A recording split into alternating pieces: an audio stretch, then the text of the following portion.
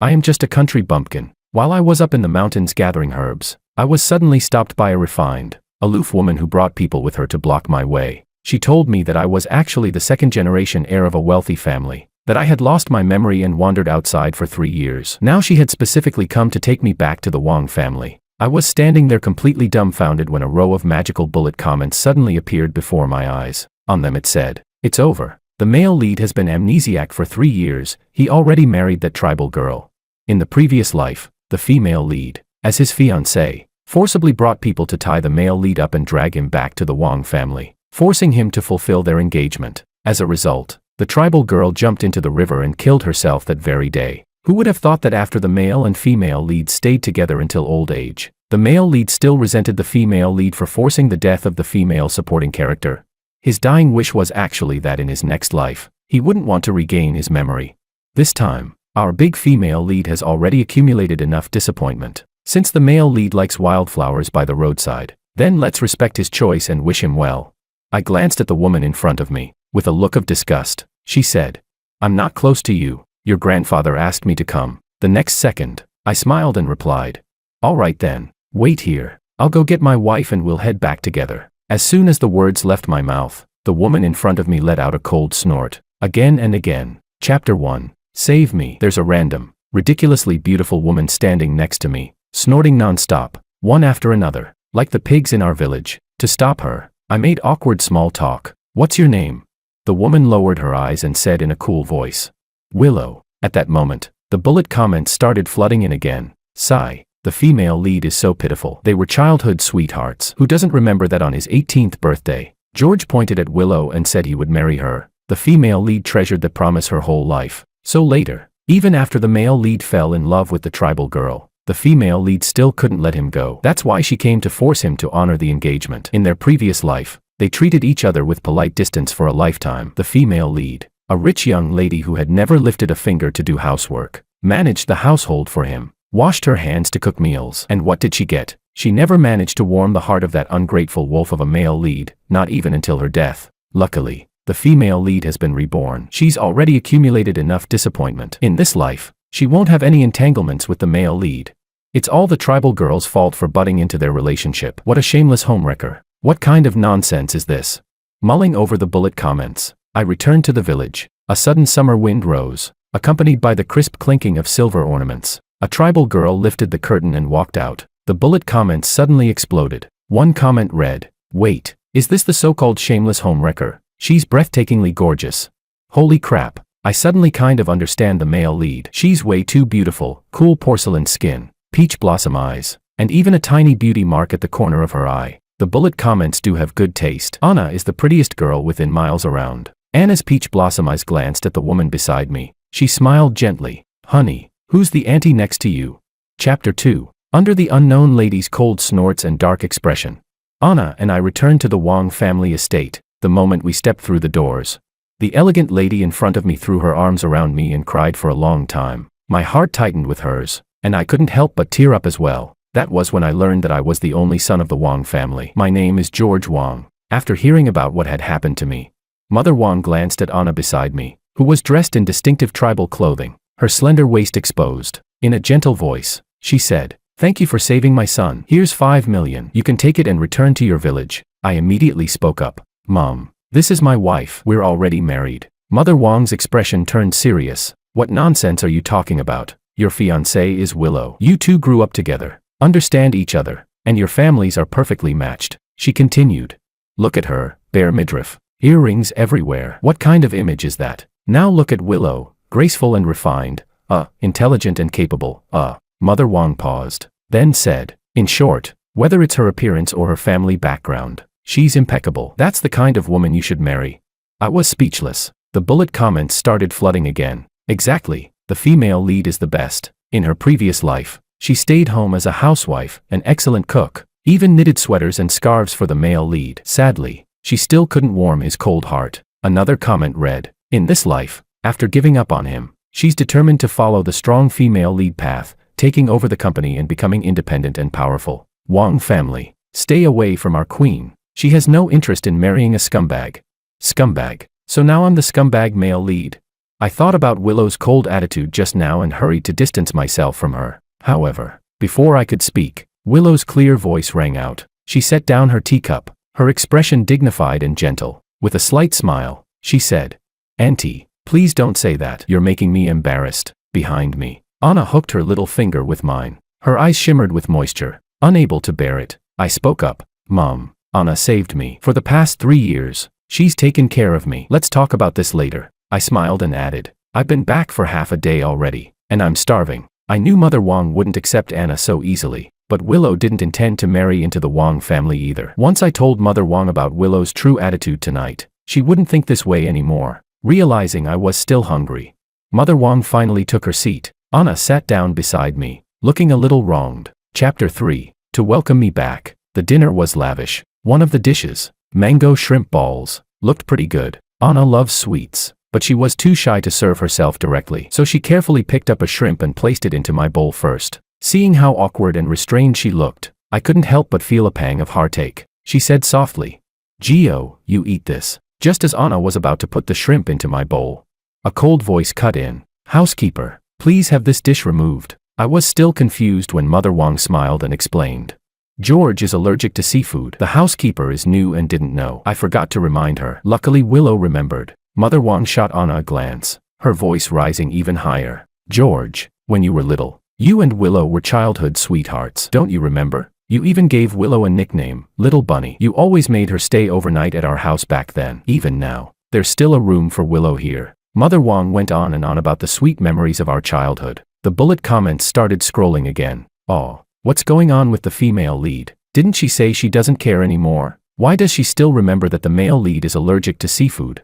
Another comment replied, "Cut her some slack. That's muscle memory. In her previous life, she took care of him for an entire lifetime." I noticed Anna's face growing paler and paler. I hurriedly said apologetically, "I still don't really remember any of that." As soon as I finished speaking, my gaze fell on Willow, who was sitting across from me. Her hand, which was holding the cup, paused slightly. She lowered her eyes, as if hiding some emotion. She looked somewhat downcast. After dinner, a sudden torrential rain poured down. At Mother Wang's insistence, Willow stayed the night. The Wang family has a room reserved exclusively for her, right next to my bedroom. The rainstorm came fast and fierce. Late at night, Willow sat by the bed and opened the bedside drawer. Inside were all sorts of things related to George. The first certificate they won together in a 3-legged race, a little rabbit George made out of clay. He had teased her, saying it was her, calling her his cute little bunny, and the pinky ring George had given her. Willow still remembered George's clear eyes as he smiled at her and said, "Willow, I'll give you this for now, so I've claimed you. Next time, I'll replace it with a diamond." The cold ring was pressed against Willow's chest. The chill instantly snapped her back to reality.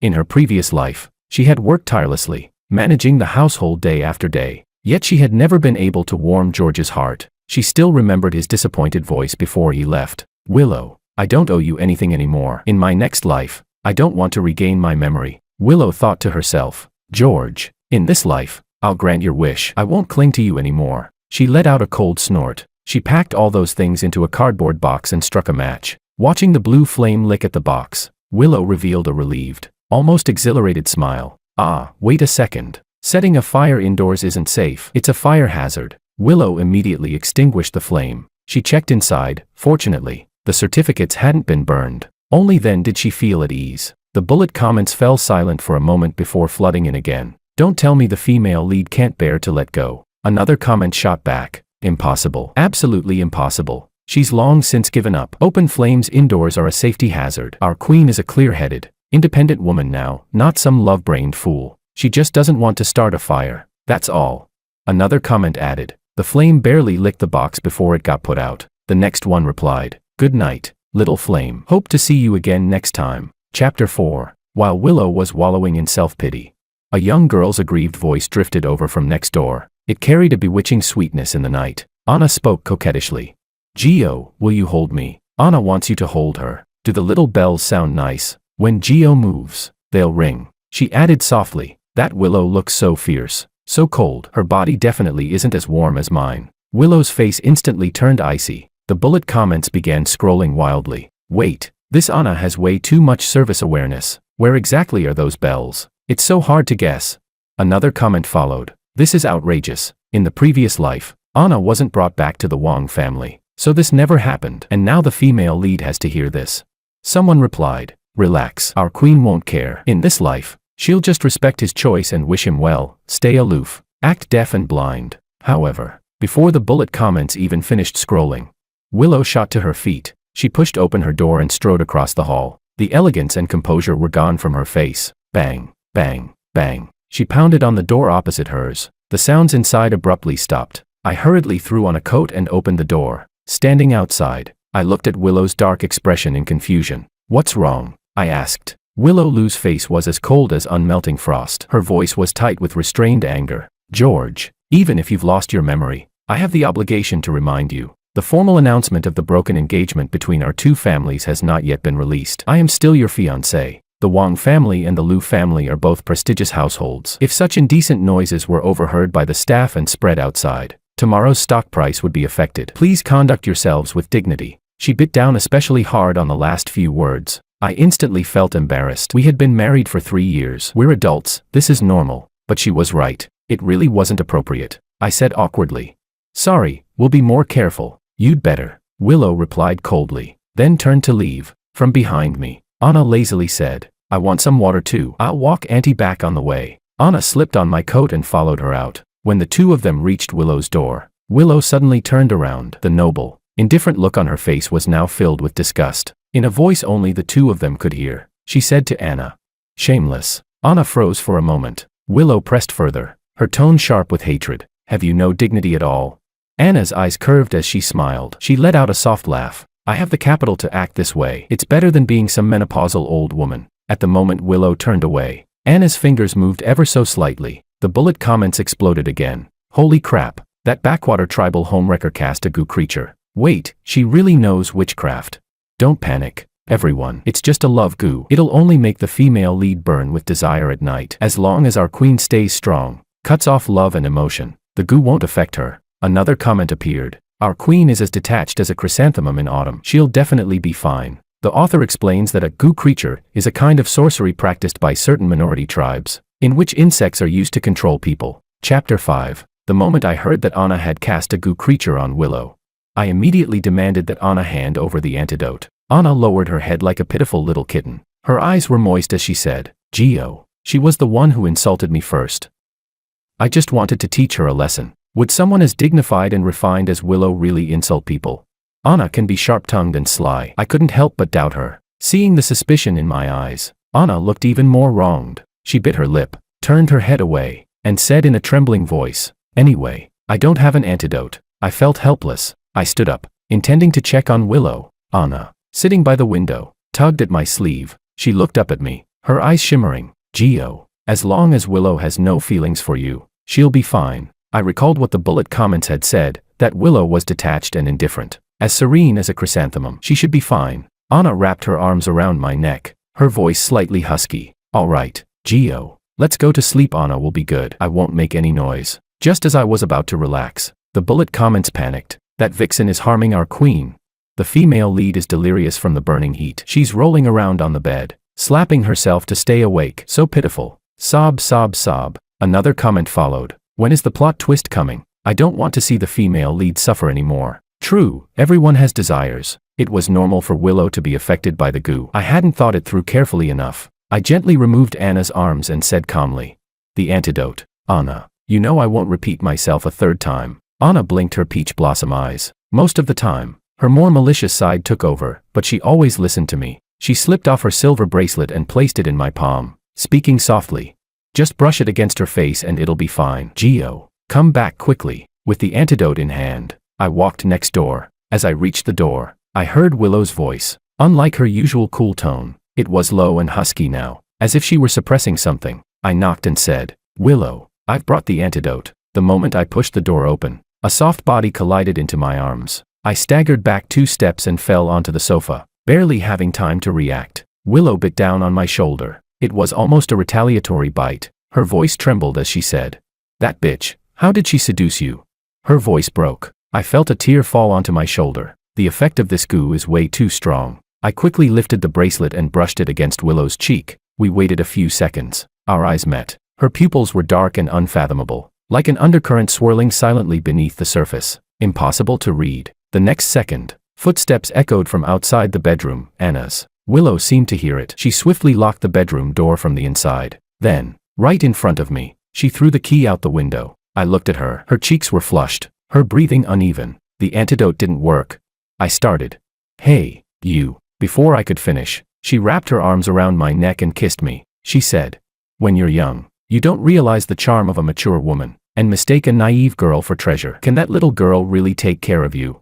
George, in the previous life, you never once touched me before you died. In this life, I won't keep waiting. In 2 lifetimes, I've always been a first. Why? Why should I be? I hate you. You hate me too, don't you? Then let's spend this life hating each other. Bitter fruit is still fruit. Willow's tears streamed down from her eyes. She was sitting on my lap, her whole body trembling. Then, she started. Smack. Through gritted teeth, I said. Willow, why are you doing this? Smack, smack. She choked out between sobs. We're engaged. I'm your little bunny. How could you forget me? Smack, smack, smack. Crying, she went on. George, my heart hurts. You like that bitch so much. Fine. I'll let you see her. Okay, you can stay with me Monday through Friday, and give her Saturday and Sunday, she said. But, George, I have to be the official wife. Oh my God. Willow was slapping herself while crying. The sharp sounds of the slaps mixed with her sobs. I felt like my head was about to split open. The bullet comments were losing their minds laughing. I'm dying. Weld the door shut and throw away the key. 1 man and 1 woman alone in a room. I thought we were about to watch something forbidden. And Willow, you locked the door just so you could cry louder. Is this for real? I already took my pants off and this is what you're showing me. I wanted to see a possessive, obsessive female lead forcing love. Another comment read. Stop slapping yourself. What if you slap yourself to death and have to reincarnate again? The next one replied. Face said, speak for me. The last comment said.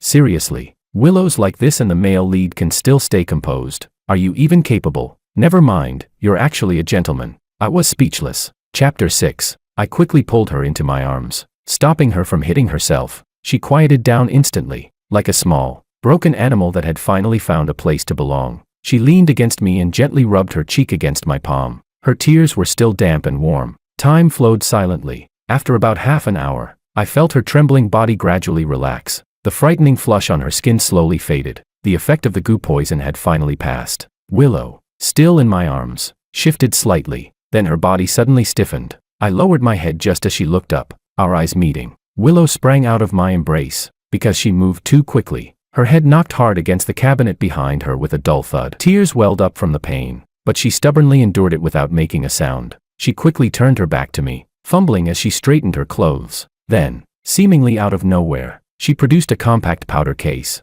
Feigning composure, she touched up her makeup. Her voice became deliberately cold and distant. Just now, I was poisoned. What I said was not my true intention. Her voice was still slightly hoarse. Then her gaze slowly drifted away from me. You should go back. Don't keep her waiting. Her tone was intentionally stiff. I fell silent, mainly because she was acting so contradictory it was giving me a headache. I rubbed my lips, they were swollen from her kissing just now. Noticing my movement, her cheeks visibly flushed red, she let out a cold snort. I won't tell her about what happened tonight. I don't want to ruin your relationship. Thinking that none of this would have escalated like this if not for Anna, I said awkwardly.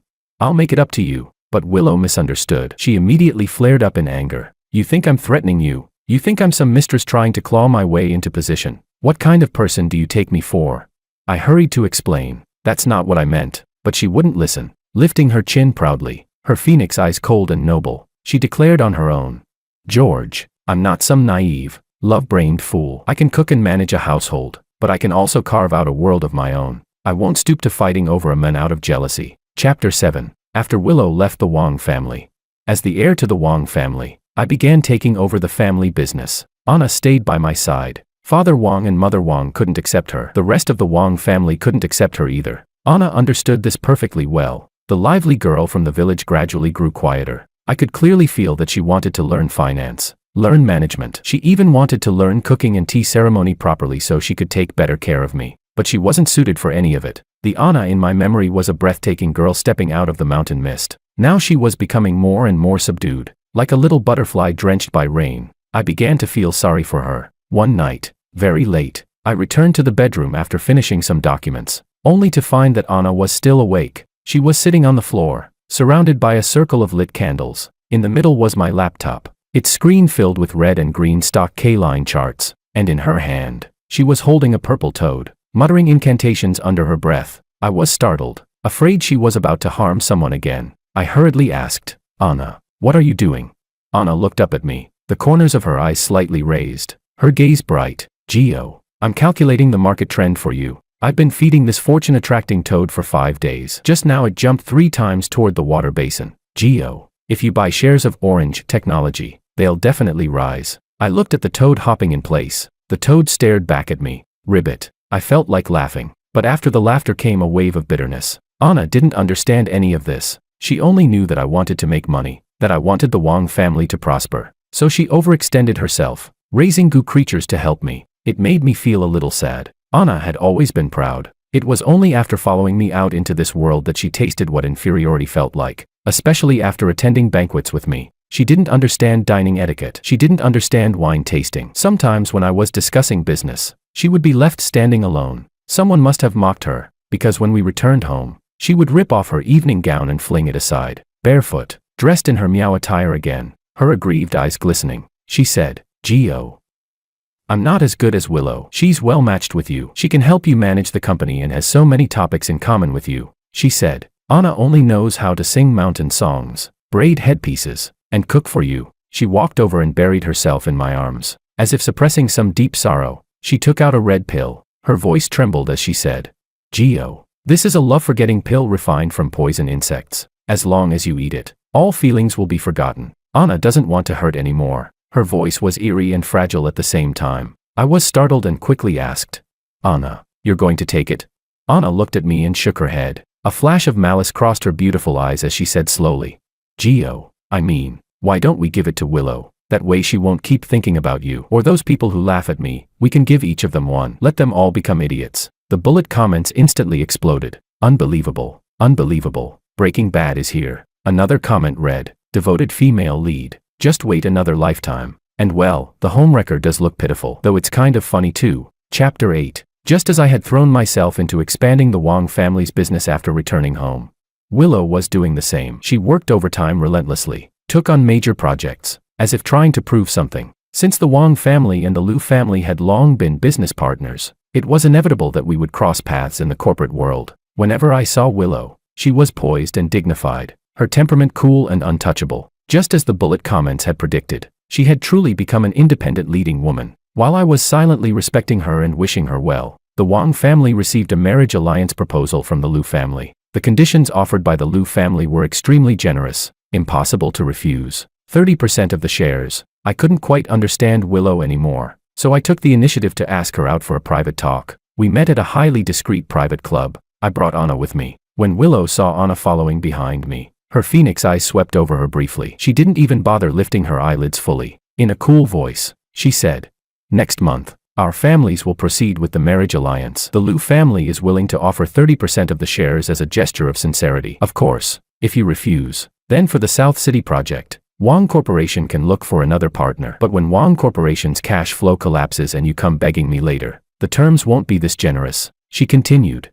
"As far as I know, you and Anna never registered your marriage legally. You are single. There is no need for you to have other concerns." At this point, her gaze lightly fell on Anna. "As for her, if you truly insist, you can keep her around like a pet." Willow lowered her eyes and took a sip of tea, carrying herself with the composed authority of the official wife. The bullet comments lit up. Didn't she say she was going to be an independent queen focusing on her career? Why is she getting married again? Another comment replied, "You don't get it. Before, she longed to be loved. Now she no longer seeks love. She's treating the male lead as a business partner and the marriage as part of her career. As long as she doesn't divorce him, anyone outside will always be the other woman. Wow, our queen is truly clear-headed." Willow then glanced at Anna again and said, "Since you seem to be serving him with some dedication, I'll allow you to remain by George's side. But don't act too ostentatiously in public. Don't damage the reputation of our two families, and tone down that seductive demeanor. From now on, you will report to me every morning. If I do not grant permission, you are not to be alone with George." Anna trembled with anger, her fingers shaking slightly, afraid she might cast another goo creature. I quickly grabbed her hand. Willow sat on the sofa, completely at ease. "Oh, and one more thing. From now on, don't wear bright red dresses. You should wear pink." The bullet comments scrolled wildly. Willow OS, red is reserved for the official wife. You pretentious coquette can only wear pink this lifetime and serve as background decoration. As expected of the leading woman, this time she must win. I remained silent. I looked up at Willow's calm face, confident, composed. I had to admit, she had offered terms that neither I nor the Wang family could refuse. A combination of pressure and persuasion. A masterful move. She was right. Anna and I had never registered our marriage legally. I was single. It didn't count as a formal marriage. And even if there were a marriage certificate, so what? Strip away emotions. And a legal marriage is ultimately just a property contract. But Anna. Chapter 9. My silence made Anna's face turn pale, but she still stayed close beside me, clinging obediently. I said calmly, I will carefully consider the conditions you proposed, but if you're hoping that this marriage alliance will make me fall in love with you, I can't do that. My memory hasn't returned. As far as you're concerned, I'm willing to cooperate, but there's no emotional foundation. I glanced at Anna beside me and added firmly, and Anna is not a pet. She is a free person. Please show her some respect. I know you've suffered too, but 3 years ago, Anna was the one who saved me. Anna has the kind of personality that takes a mile when given an inch. She immediately wrapped her arms around mine and raised her beautiful brows provocatively at Willow. Willow's hands, resting on her knees, tightened abruptly. Are you rejecting the marriage alliance? She asked. I answered decisively. No, because this is an agreement between two families. It's an integration of assets. I am George Wang, the future heir of Wang Corporation. I'm a practical man, not someone who chases illusions. Just as she can define marriage in legal terms, why can't I deconstruct marriage through profit and interests? As a businessman, I know very well that compared to romance and passion, power and money matter more. If what the bullet comment said was true, that in the previous life she tied me up and forced me back to the Wang family to marry, leading to Anna's death, then my statement about not wanting to regain my memory must have had a purpose. Considering that I said it on my deathbed, I was probably the one who died before Willow. Perhaps I said it deliberately to make her feel guilty, so she wouldn't seize all my assets without restraint. The moment I finished speaking, a flicker of joy flashed in Willow's eyes. She quickly lowered her gaze to conceal it. As for Anna, if she could understand, I would eventually give her an explanation. If she couldn't accept it, I still wouldn't treat her unfairly. I turned to her and said, Anna, you are my family. You are free. If you choose to stay, you don't have to follow Willow's rules. There are many rules here, but I can protect you. If you want to return to the village, I'll give you 30 million. I also hope you'll find your own happiness. Anna looked at me seriously and said, if Gio doesn't leave, then I won't leave either. I'll stay with Gio. I nodded. Then I shifted my gaze to Willow, silently asking for her stance. Willow's eyes circled slowly over Anna. Anna bit her red lip, lowered her head, and said softly, I'm willing to stay by Gio's side. I'll listen to you. You are my big sister. Willow pressed her thin lips together. A faint smile shimmered in her phoenix eyes. There was even a trace of vindictive satisfaction. The bullet comments scrolled in real time. Impressive. Willow's teaching victory. The female lead is so calculating, playing the homewrecker in the palm of her hand. Another comment added, Willow thinks she's winning big, but she's basically throwing herself at him for nothing. Chapter 10. The marriage alliance between the two families proceeded quickly. On the wedding day, Willow wore a custom-made wedding gown. Her figure was graceful and striking. Even her usually glacial expression softened into a smile. She had poured a great deal of effort into that gown. According to the bullet comments, some of the embroidery had been stitched by her own hand. Anna did not appear. She had taken a goo creature and forced herself into a deep sleep for 3 days and 3 nights. I felt sorry for her, and silently resolved that I would never treat her unfairly in the future. To be honest, Willow was indeed well suited for marriage. She was an almost flawless woman. Outside, she was an asset to my career. Inside, she cooked and managed the household impeccably, so perfectly that there was nothing to criticize. Except that in bed, she seemed somewhat inexperienced. That night, the lights were dim. Willow half knelt in front of me, carefully massaging my legs. I looked down at her. Her fingers were cool, trembling slightly. I could feel her nervousness. I lifted her chin and leaned down to kiss her lips. Her entire body tensed. I smiled and said, Willow, I've forgotten many things, but my heart seems to still remember you. It's beating very fast. Could you help me calm it? Before I could finish speaking, she leaned in closer. As Willow rose, I heard the faint sound of bells colliding. Clink. Was it Anna? No. Willow stepped out of her short skirt. Silk slipped from her shoulders. What met my eyes was a delicate butterfly bell body chain draped across her pale skin. Willow worked out regularly, and the chain traced the elegant curves of her figure. Under the dim light, it shimmered with a lavish golden sheen. It fell from her neck, cascading down and gathering at her slender waist. As Willow's breathing rose and fell, The butterfly bells swayed gently. Clink. The sound made one's heart pound. Willow pressed her lips together and said, "Anna said you like this kind of sound." Her voice was restrained, though faintly hoarse. I'm not inferior to her in any way. She leaned closer, her voice calm yet stubborn. "George, ever since I was very young, I decided I would marry you. I studied finance and management. I learned to cook the dishes you like. I cultivated your hobbies. Everything I've done was for the day I could be with you. If fate deliberately placed Anna between us, then I accept that. Because heaven has already compensated me. I truly believe that being given another chance was meant for me to become better, and to win back your love. I will do so well that you won't have the energy to look at anyone else."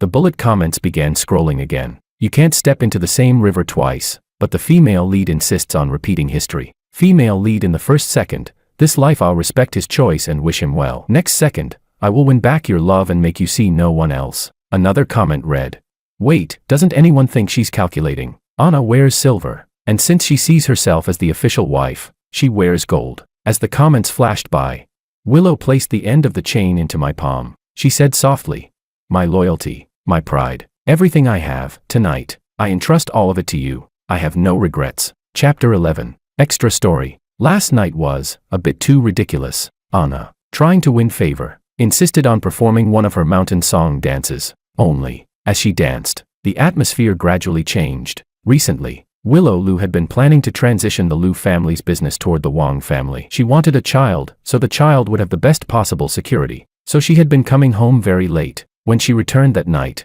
somewhat displeased, she joined in. The commotion lasted the entire night. The next morning, when I woke up, I saw Willow already dressed neatly, sitting on the sofa, making Anna stand facing the wall in punishment. When she saw me come downstairs, she rose naturally, adjusted my collar, and tied the tie I would wear to today's conference. While fixing my tie, she didn't forget to reprimand Anna. "Anna, restrain yourself," Anna protested. "Why? Gio likes me." Willow gave a cold laugh. Her phoenix eyes narrowed slightly, her presence oppressive. "Because he is the head of the Wang family, and my legal husband. George has a business negotiation and a banquet today. If my husband lacks energy because of you, you'll answer for it." Anna was completely suppressed. She puffed up her cheeks in anger. Her watery peach blossom eyes turned toward me for help. I pinched the bridge of my nose and said, "Anna is 3 years younger than you. She's simple-hearted. Can you stop picking on her?"